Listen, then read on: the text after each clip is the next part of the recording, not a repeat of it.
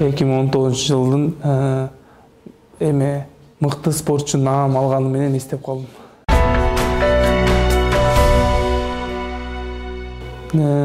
Максат бул бизде улуттук күрөш болгондуктан көчмөндөрдүн чемпиону болуп, чемпион мир болгум келет. Ошодон мотивация алам. Курмандыкка убакытты, ден соолугуңду бүт спорт үчүн баарын арнайм.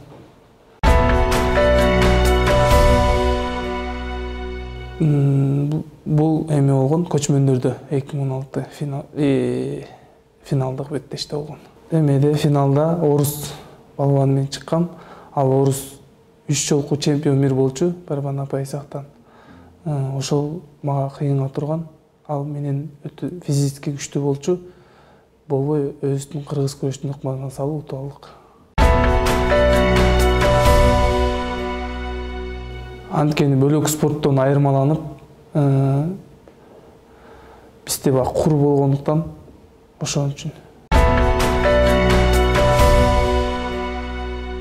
Жөнөкөйлүк, чынчылдык жана ыймандуулук.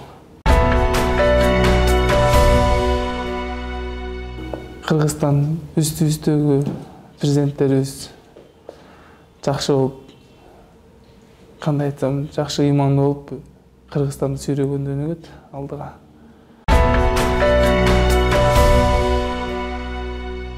Анткени Кыргызстанда чемпиондор көп чыга баштады. Жок, анткени Аллах таалам берем десе, бизге деле берип коюш мүмкүн бөлөк орун менен.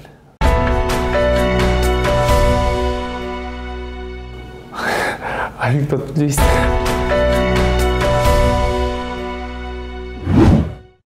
Абир.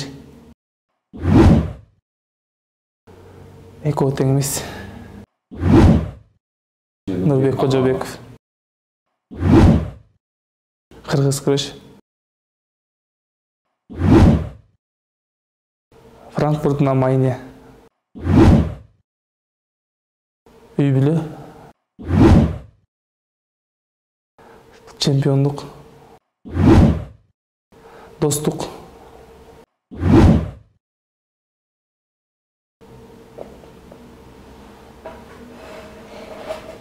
Жалгыздык. Экөө тең десем болор э? Анда экөө тең.